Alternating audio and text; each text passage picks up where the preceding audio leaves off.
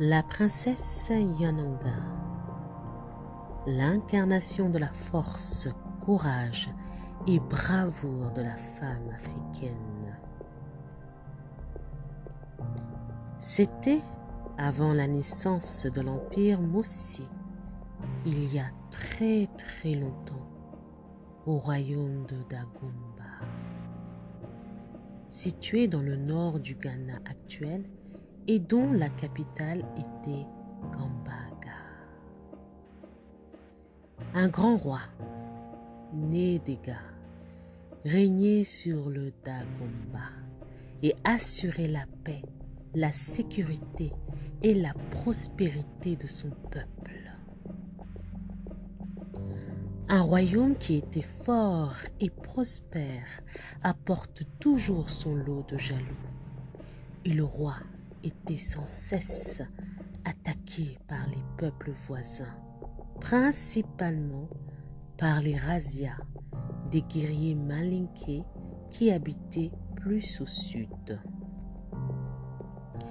Mais le roi et ses soldats, dont une légendaire cavalerie, défendaient vigoureusement le pays et parvenaient sans cesse à gagner les batailles. Nédéga n'avait pas encore de garçon pour assurer la descendance de son règne, mais avait une fille qu'il adorait et avait chéri et élevé comme un garçon. Elle était née sous le nom de Poko, mais avait grandi au contact des guerriers de son père et était une guerrière du nom de guerre de Yananga. Le roi et ses guerriers étaient donc aidés par la princesse Yananga, une amazone extraordinaire qui, à la tête de la cavalerie, défendait et conquérait des territoires. Elle vivait comme un guerrier, comme un fils de chef, monté à cheval mieux que les guerriers du roi Nédéga, son père. Elle se servait admirablement bien de ses armes traditionnelles. Elle lançait la sanguet et le javelot, combattait les ennemis de sa lance, les transperçait avec les flèches de son arc. Elle menait au combat les guerriers et la cavalerie de son père, le roi Nédéga. Le tempérament ardent de la jeune princesse la poussa à braver les interdits et elle demanda à son père l'autorisation de chevaucher à ses côtés. Pour autant, les libertés accordées à la princesse n'étaient pas du goût de tous, mais Nédéga balayait les critiques, préférant garder sa fille devenue indispensable à son armée auprès de lui. Ceci attristait beaucoup la reine Napoko, qui désespérait de marier sa fille désormais en âge de trouver un époux. Pour attirer l'attention du roi, la reine décida de semer un champ de gombo qu'elle laissa mûrir et pourrir sans le cueillir. Le roi, qui s'indignait de l'état du champ de gombo, lui demanda la raison. Elle lui répondit que l'évolution du champ est comme celle de sa fille.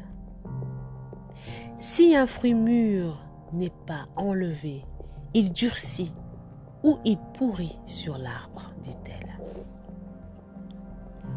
Le roi décida de se résigner et de trouver un prétendant selon la coutume. Un jour, le royaume fut une fois de plus attaqué par les Maninké. La princesse Yananga rassembla les guerriers de son père et après les avoir combattus, elle décida de les poursuivre. Elle arriva à rejoindre et à capturer un de leurs chefs.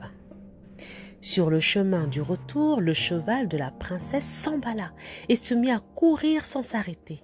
Le cheval poursuivit sa course folle sans arrêt jusqu'à une rivière où il s'embourda,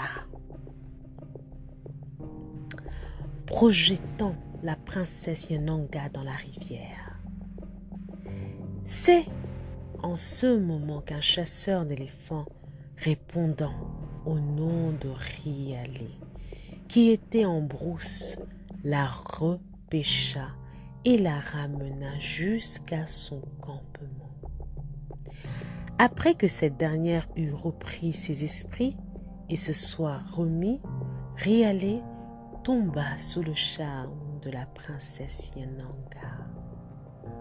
Leur union torride donna comme fruit un garçon qui décidèrent de nommer Wadraogo, qui signifie étalon ou plus précisément cheval mâle, en souvenir du cheval de Yananga qui lui avait fait rencontrer Rialé.